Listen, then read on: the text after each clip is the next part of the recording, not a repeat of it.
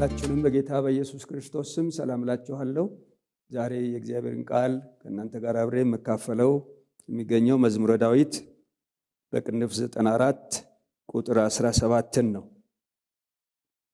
በጌታችን በኢየሱስ ክርስቶስ ስም አነባለሁ። እግዚአብሔር የረዳኝ ባይሆን ነፍሴ ለጥቂት ጊዜ በሲኦል ባደረች ነበር። ደግሜ ያነባዋለሁ። እግዚአብሔር የረዳኝ ባይሆን ነፍሴ ለጥቂት ጊዜ በሲኦል ባደረች ነበር። እግዚአብሔር በዚህ ቃል እንዲያስተምረን እንጸልይ። እግዚአብሔር አባታችንና አምላካችን ሆይ እናመሰግንሃለን። ክብር ሁሉ ለታላቁ ስምህ ይሁን። ስለዚህ ማለዳ ተመስገን። ቅዱስ ቃልህን ባርክልን። እግዚአብሔር ሆይ ቃልህን ደጅ ክፈትልን። እግዚአብሔር ሆይ አንተ እንዳንበድል ቃልህን በልባችን እንድትሰውርልን በትህትና እንለምንሃለን። እኔንም ባሪያህን ሰሚዎችንም እንድትረዳን ሁሉን ላንተ አሳልፈን እንሰጣለን። ይህን ሁሉ ጸለይን በጌታችን በኢየሱስ ክርስቶስ ዘላለማዊ ስም አሜን። በዚህ ክፍል ውስጥ የእግዚአብሔርን ቃል የእግዚአብሔር ባሪያ ዳዊት ክፉዎች የእግዚአብሔርን ሕዝብ በሚያስጨንቁበት ጊዜ እግዚአብሔር ለፍትህ ጣልቃ እንዲገባ ይጮህ ነበር። እግዚአብሔር የፍትህ አምላክ መሆኑን ስለሚያውቅ ስለሚረዳ በአስጨናቂ ነገር ውስጥ አምላኩን ሲጠራ የተለማመደውን በአምላኩ መታመን ይነግረናል። ምንን እንደሚመስል ነው የሚነግረን። ይሄ የግሉ የህይወቱ ልምምድ እግዚአብሔር ያስተማረውን ነገር ነው ከዳዊት በዚህ ክፍል ውስጥ የምናየው።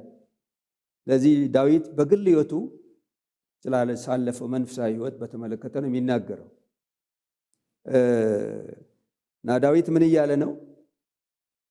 ያለፍኩትን ሁሉ ላልፍ የቻልኩት በብርቱ ጥረቴና ጉልበቴ ሳይሆን የብርታቴ ምስጢር፣ ብልሃቴ፣ ጥበቤ፣ ጉልበቴ ሳይሆን በእግዚአብሔር እርዳታ ነው ይለናል። እግዚአብሔር ስለረዳኝ ነው ይላል። አንዳንድ ጊዜ ሰዎች ክፉን ጊዜ አልፈው መልካም ጊዜ ሲደርሱ እኔ እኮ እዚህ የደረስኩት በእገሌ ምክንያት ነው፣ በእነ እገሌ ምክንያት ነው ብለው በክፉ ቀን የደረሱላቸውን ሰዎች እገሌ ረድቶኝ ነው ይላል። እና ብዙ ጊዜ ሰዎች እንደረዷቸው መናገር ይሄ የተለመደ ነገር። ብዙ ጊዜ ሰዎች የሚረሱት ግን እግዚአብሔር እንደረዳቸው። በእውነት እግዚአብሔር እንደረዳን ሁሌ እንድናስተውል እግዚአብሔር ማስተዋል ይስጠን። እና በዚህ ክፍል ውስጥ ከዳዊት የምንማረው እግዚአብሔርን አይረሳም። እግዚአብሔር እንደረዳው ነው በዚህ ክፍል ውስጥ የሚነግረን። ያደረገለት እግዚአብሔር እንደሆነ ነው የሚናገረው። እግዚአብሔር ረድቶኛል፣ እግዚአብሔር ባይረዳኝ ኖሮ እዚህ አልደርስም ይለዋል።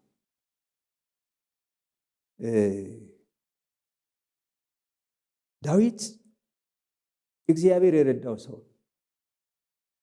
ለምሳሌ ትዝ ይላችሁ እንደሆነ በአንደኛ ሳሙኤል ምዕራፍ 16 ላይ ከዳዊት ቤተሰቦች መካከል ሳሙኤልን ላከው እግዚአብሔር ከእሴይ ቤተሰብ ከእሴይ ልጆች መካከል ለራሴ ለንጉስነት የምፈልገው ሰው አለ ብሎ ነቢዩ ሳሙኤልን ላከው እና ሳሙኤልን ሲልከው አባት ደግሞ የዳዊት አባት ልጆቹን ያዘጋጀው 7 ልጆቹን እንደ ቁመታቸው እንደ እድሜያቸው ቅደም ተከተል አስቀመጣቸው እና ሳሙኤል ሄዶ የመጀመሪያ ያየው የኤልያብን የቁመቱን ዘለግታ ነው፣ መልኩን ውበቱን ነው። በእውነት እግዚአብሔር የሚቀባው ይሄ ነው አለ። እግዚአብሔር ግን ንቄዋለሁ፣ ሰው እንዲያይ እግዚአብሔር አያይምና ናቁት አለው። ሁለተኛውን እግዚአብሔር አልመረጠም፣ ሶስተኛውንም አልመረጠም፣ አራተኛውን አልመረጠም። በመጨረሻ ሁሉ ካለቀ በኋላ እግዚአብሔር በሳሙኤል በኩል ለእሴይ ሌላ የቀረ ልጅ የለህም አለ። እረኝነት በጎችን የሚጠብቅ እሱ እንዳለ ተናግሮ እንዲመጣ ተደረገ። ከዛ በኋላ እግዚአብሔር ይሄ ነው ብሎ እግዚአብሔር የልቡን ሐሳብ ዳዊት እንደሚፈልግ ተናገረ። ዳዊት በአባቱ እንኳን ለንጉስነት ያልታጨ ያልተፈለገ ሰው። ዳዊት እግዚአብሔር ባይረዳው እዛ በግረኝነት ባለበት ስፍራ ማን ሊፈልገው ይችላል? ዳዊት ማንም ሳይፈልገው እግዚአብሔር ግን ፈላጊ ሆነ። በዳዊት ሕይወት ውስጥ አጠቃላይ ነገሩን ስንመለከት ተጀምሮ እስኪያልቅ ድረስ የእግዚአብሔር እርዳታ አለበት።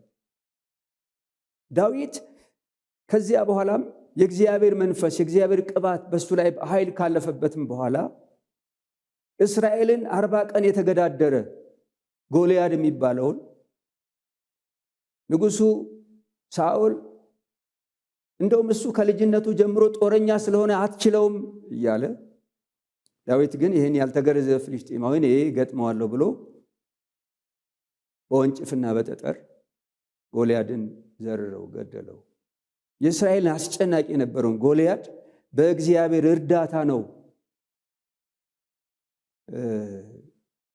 ዳዊት ጎልያድን የገደለው። ዳዊት በጎችን ሲጠብቅ ከአንበሳና ከድብ ያስጣለኝ እግዚአብሔር ይላል። ከአንበሳውና ከድብ ከጨካኙ አውሬ ያመለጠው በእግዚአብሔር እርዳታ። ከዚያ በኋላ ደግሞ አንደኛ ሳሙኤል ምዕራፍ 18 ላይ ሴቶች እንዲህ ብለው ዘፈኑ። ሳኦል ሺህ ገደለ፣ ዳዊት ግን እልፍ ገደለ። ከዛ በኋላ ሳኦል በቅንዓት ተነሳበት በዳዊት ላይ እና ሊገለው ፈለገ። 2 ጊዜ ጦር ወረወረበት። የሚገርመው ግን ያ ጦር ዳዊትን አላገኘም። ዳዊት ያመለጠው በእግዚአብሔር እርዳታ። የእግዚአብሔር ቃል እንዲህ ይላል፣ ብዙ ዘመን በሳኦል ቤትና በዳዊት ቤት መካከል ጦርነት ነበረ። ነገር ግን የዳዊት ቤት እየበረታ የሳኦል ቤት ግን እየደከመ ሄደ ይላል የእግዚአብሔር ቃል። ሚስጥሩ አንድ ነው። ሚስጥሩ ዳዊትን እግዚአብሔር ስለረዳው። ክብር ለእግዚአብሔር ይሁን። እሱ ብቻ አይደለም፣ ልጁ አቤሴሎም በዳዊት ላይ ተነስቶ ነበር። በምክሩ አደገኛ የነበረ አኪጦፌል ከዳዊት ጋር ሆኖ በብዙ ዳዊትን ያስጨንቀው ነበር። የሚገርመው ግን በገጠመው አቤሴሎምም በዚሁ አቤሜሌክም እንደዚሁ ብዙዎች በዳዊት ላይ ተነስተው ፍልስጤማውያን ብዙዎች ዳዊትን ለማጥፋት ተነስተው ነበር። ግን በዚያ ሁሉ በድል እንዲያልፍ ያደረገው ዳዊትን የእግዚአብሔር እርዳታ። እግዚአብሔር ዳዊትን ረድቶታል። በዚህ ክፍል ውስጥም እግዚአብሔር የረዳኝ ባይሆን ነፍሴ ለጥቂት ጊዜ በሲኦል ባደረች ነበር ይላል። ስለዚህ ምን እያለ ነው ዳዊት? እግዚአብሔር ስለረዳኝ ነው ከሲኦል የዳንኩት። እግዚአብሔር ስለረዳኝ ነው ከጥፋት የዳንኩት እያለ ነው። ከጊዜያዊ ጥፋት ብቻ ሳይሆን ከዘላለማዊ ጥፋት እግዚአብሔር ስለረዳኝ ድኛለሁ ይላል። ወገኖቼ ይህን ድምፅ የምትሰማ ወዳጄ ሆይ ዛሬን መድረስ በእግዚአብሔር እርዳታ እንደሆነ እናስተውል ይሆን? እግዚአብሔር ባይረዳህ ምን ትሆን ነበር? እግዚአብሔር ባይረዳሽ ምን ትሆኝ ነበር? እግዚአብሔር ባይረዳን ምን እንሆን ነበር? የእግዚአብሔር እርዳታ ከምንም በላይ ነው። ተኝቶ መነሳት ለካ በእግዚአብሔር እርዳታ ነው። ቆሞ መሄድ በእግዚአብሔር እርዳታ ነው። ማየት በእግዚአብሔር እርዳታ ነው። መናገር በእግዚአብሔር እርዳታ ነው። ወጥቶ መግባት በእግዚአብሔር እርዳታ ነው እንጂ በራስ ችሎታ፣ በራስ ኃይል፣ በራስ አቅም አይደለም። በእግዚአብሔር እርዳታ ነው እንጂ የሚያጠፋ ሳይኖር ቀርቶ አይደለም። የሚዋጋ ሳይኖር ቀርቶ አይደለም። ግን የእግዚአብሔር እርዳታ ከዚህ ሁሉ ጠላት ያስመልጣል። ክብር ለእግዚአብሔር ይሁን። በእግዚአብሔር እርዳታ ስላመለጥ ደስ ይበልህ። ብዙዎች እግዚአብሔር ረድቷቸው አስመልጧቸው፣ ግን እግዚአብሔርን ይረሳሉ። እግዚአብሔር እዚህ ያደረሷቸው እግዚአብሔር ይረሳል። ያደረሰን እግዚአብሔርን ከመርሳት እግዚአብሔር ይጠብቃል። አንድ ቀን ድንገት ሆስፒታል ሄደ ኦክሲጂን የተገጠመለት ሰው ስታይ ወጥተህ እግዚአብሔር ስለመተንፈሴ አንተ ስለረዳኸኝ አመሰግናለሁ ትልል። የተለያየ አደጋ ውስጥ ገብቶ ጭንቅ ውስጥ ሆኖ ስታይ በሰላም ወጥተህ መግባትህን የእግዚአብሔር እርዳታ እንዳለበት ታስተውል ይሆን? በእግዚአብሔር እርዳታ እኔ እዚህ ደርሻለሁ። የእግዚአብሔር እርዳታ ተሰብኮ አያልቅም። የእግዚአብሔር እርዳታ ተቆጥሮ አያልቅም። የእግዚአብሔር እርዳታ ተጽፎ አያልቅም።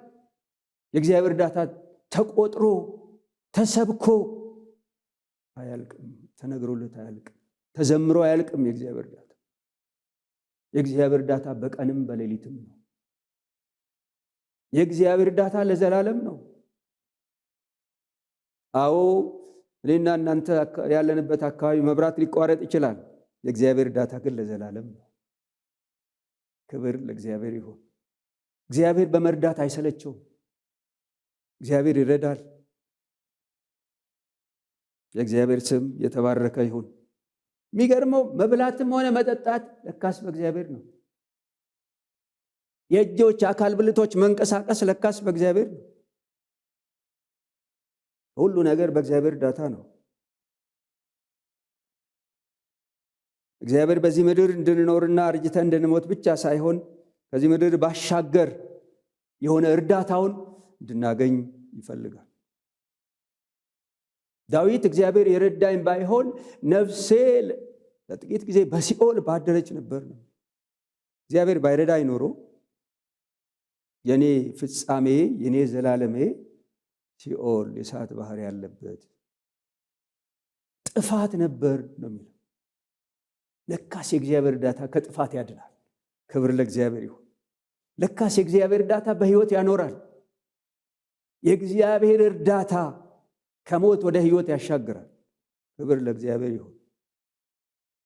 ይህን ሴኮንድ የእግዚአብሔር እርዳታ እናስብበት። ይህን ደቂቃ የእግዚአብሔር እርዳታ እንድናስብ ነው የተሰጠ። እግዚአብሔር እየረዳው እንደሚኖር ሰው እንድንኖር እግዚአብሔር ይፈልጋል። የእግዚአብሔር እርዳታ ታስተውል ይሆን ወዳጄ ሆይ? የእግዚአብሔር እርዳታ ታስተውል ይሆን ወዳጄ ሆይ? የእግዚአብሔር እርዳታ ዕለት በዕለት የበዛለት ሰው እንድትሆን እግዚአብሔር ይፈልጋል። እግዚአብሔር እንደረዳ ዕለት በዕለት ዕውቅና እንድትሰጠው ይፈልጋል። ዕውቅና እንድትሰጪው ይፈልጋል። ብዙዎች ይኖራሉ እንጂ እግዚአብሔር እንደረዳቸው ዕውቅና አይሰጡም። ብዙዎች ይወጣሉ፣ ይገባሉ፣ ይሰማራሉ፣ ነግደው ያተርፋሉ፣ ሰርተው ይሻሻላሉ። ግን የእግዚአብሔርን እርዳታ ይዘነጋሉ። እዛ ያደረሳቸውን እግዚአብሔርን ይዘነጋሉ። እግዚአብሔር ባይረዳ ምን ትሆን ነበር? እግዚአብሔር ባይረዳ እዚህ መድረስ አለ? የለም። ወዳጄ ሆይ እግዚአብሔር ባይረዳ ምን ትሆን ነበር?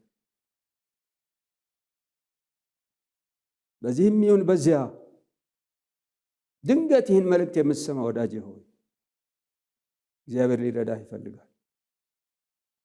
እግዚአብሔር ሊረዳሽ ይፈልጋል። እግዚአብሔር በመርዳት አይሰለቸውም። እግዚአብሔር በመርዳት ይታወቃል። እግዚአብሔር ሁል ጊዜ ይረዳል። ክብር ለእግዚአብሔር ይሁን። እግዚአብሔር ሁል ጊዜ የሰው ልጆች በመልኩና በአምሳሉ የፈጠራቸውን ለሰይጣንና ለመላእክቱ ወደ ተዘጋጀው ስፍራ ወደ ሲኦል እንዲገቡ እግዚአብሔር አይፈልግም። ስለዚህ ዛሬም እግዚአብሔር የምህረት እጆቹን ዘርግቶ ሊረዳ ይፈልጋል። ማንም ሰው ወደ ሲኦል እንዲገባ የእግዚአብሔር ፈቃድ አይደለም። ስለዚህ ወዳጄ ሆይ እግዚአብሔር ሊረዳ ይፈልጋል። እግዚአብሔር ሊረዳሽ ይፈልጋል። እግዚአብሔር ዓለምን ሁሉ ትውልድን ሁሉ ሊረዳ የላከበት መንገድ አንድ ነው። እሱም ልጁን ኢየሱስ ክርስቶስን። ኢየሱስ ክርስቶስ በቀራንዮ መስቀል ላይ ራቁቱን ተሰቅሏል። የእሾህ አክሊል ተደፍቶበታል። ጎኑ በጦር ተወግቷል። እጅና እግሩ በሚስማር ተቸንክሯል። ሞቶ በሦስተኛው ቀን ሞትንና ዲያብሎስን ድል ነስቶ ተነስቷል። 40 ቀን በብዙ ማስረጃ ለደቀ መዛሙርቱ እያታያቸው ከዚያ በኋላ ወደ አባቱ በክብር አድርጓል። በአባቱ ቀኝ ተቀምጧል። አንድ ቀን ለፍርድ በክብር ይመጣል። ስለዚህ በኢየሱስ ክርስቶስ በእርሱ ያመነ የዘላለም ሕይወት ይኖረዋል። ዮሐንስ ወንጌል ምዕራፍ 3 ቁጥር 16 ይህንን ነው የሚናገረው። በእርሱ የሚያምን ሁሉ የዘላለም ሕይወት እንዲኖረው እንጂ እንዳይጠፋ እግዚአብሔር አንድያ ልጁን እስኪሰጥ ድረስ ዓለምን እንዲሁ ወዷልና ብሎ ይናገራል የእግዚአብሔር ቃል። ስለዚህ በእግዚአብሔር እርዳታ ከሲኦል ማምለጥ አለ። የእግዚአብሔርን እርዳታ የሰው እርዳታ ፈልገህ የእግዚአብሔርን እርዳታ ቸል ያልክ ወዳጄ ሆይ ዛሬ ወደ እግዚአብሔር እርዳታ እንድትመለስ። ምንም አይነት ድካም ውስጥ ሆን፣ ምንም አይነት ኃጢአት ውስጥ ሆን፣ እግዚአብሔር ግን ሊረዳህ ይፈልጋል። እግዚአብሔር ሊረዳሽ ይፈልጋል። ምናልባት ሰዎች ትኩረት አልሰጡ ሊሆን ይችላል። ለአንቺ ትኩረት አልሰጡ ሊሆኑ ይችላል። ነገር ግን እግዚአብሔር ሊረዳ ይፈልጋል። በዚህ ሰዓት እግዚአብሔር ግን ባለሽበት ሁኔታ ሊረዳሽ ይፈልጋል። እግዚአብሔር ሊረዳ ይፈልጋል። ክብር ለእግዚአብሔር ይሁን። የሚረዳ አምላክ ምንም አይፈልግም። በጎ ፈቃድን ብቻ ነው። በጎ ፈቃድህን እግዚአብሔር ይፈልጋል። በጎ ፈቃድሽን እግዚአብሔር ይፈልጋል። ልብሽን ከፍተሽ እርሱ እንድትቀበል ይፈልጋል። ልብህን ከፍተሽ እርሱ እንድትቀበለው ይፈልጋል። የእግዚአብሔር እርዳታ እንዳያመልጥህ ወዳጄ ሆይ ይህን እድል ተጠቀምበት። የእግዚአብሔር እርዳታ ዕለት በዕለት ወደ ሕዝቡ እንዲመጣ፣ ወደ ልጆቹ እንዲመጣ እግዚአብሔር ይፈልጋል። ስለዚህ ወዳጄ ሆይ እግዚአብሔር ሊረዳህ ይፈልጋል። የእግዚአብሔር እርዳታ ሰውን ከኃጢአት ሁሉ ነፃ እንዲወጣ ያደርገዋል። ሰው የኃጢአት ይቅርታ እንዲያገኝ ያደርገዋል። በዮሐንስ ወንጌል ምዕራፍ 1 ቁጥር 12 እንደሚናገረው ለተቀበሉት ሁሉ ግን በስሙ ለሚያምኑት ለእነርሱ የእግዚአብሔር ልጆች የሆኑ ዘንድ ስልጣንን ሰጣቸው። እነርሱም ከእግዚአብሔር ተወለዱ እንጂ ከሥጋ ወይንም ከደም ፈቃድ አልተወለዱም ይላል። የእግዚአብሔር እርዳታ ኃጢአተኛውን የእግዚአብሔር ልጅ ያደርጋል። የእግዚአብሔር እርዳታ ኃጢአተኛውን ይለውጣል። የእግዚአብሔር እርዳታ የወደቀውን ያነሳል። የእግዚአብሔር እርዳታ የሳተውን ይመልሳል። የእግዚአብሔር እርዳታ የተሰበረውን ይጠግናል። የእግዚአብሔር እርዳታ ያዘነውን ያጽናናል። የእግዚአብሔር እርዳታ እምነት የጎደለውን እምነት የሞላበት ያደርጋል። የእግዚአብሔር እርዳታ ታሪክ ይለውጣል። የእግዚአብሔር እርዳታ በዚህ ምድር ስኬታማ ሆኖ ለመኖር ብቻ አይደለም፣ ዘላለማዊንም ያሳምራል። የእግዚአብሔር እርዳታ ዛሬም ለሚሰማ ሁሉ ተዘርግቷል። ነገር ግን እግዚአብሔር የሰውን ፈቃድ ያከብራል። እግዚአብሔር ሊረዳኝ ይፈልጋለሁ የምትል ነፍስ ትኖር ይሆን? በእርግጥም ያስፈልጋል። በእርግጥም ያስፈልግሻል። የእግዚአብሔር እርዳታ ለሰው ሁሉ የሚያስፈልግ ነገር። ሰው አይደለም የእግዚአብሔር እርዳታ፣ የሰው እርዳታ እንኳን ይፈልጋል። የእግዚአብሔር እርዳታ ዛሬም ለሰው ሁሉ የተለቀቀ። የእግዚአብሔር እርዳታ ምንም አያስከፍልም። የእግዚአብሔር እርዳታ የተከፈለበት የልጁን የኢየሱስ ክርስቶስን የደም ዋጋ፣ የመስቀል ሞት ዋጋ ያስከፈለ ታላቅ ስጦታ ነው። የእግዚአብሔር እርዳታ መቀበል ከምንም በላይ ማትረፍ ነው። ከምንም በላይ ብልህነት ነው፣ ሞኝነት አይደለም። ዓለም በብዙ ነገር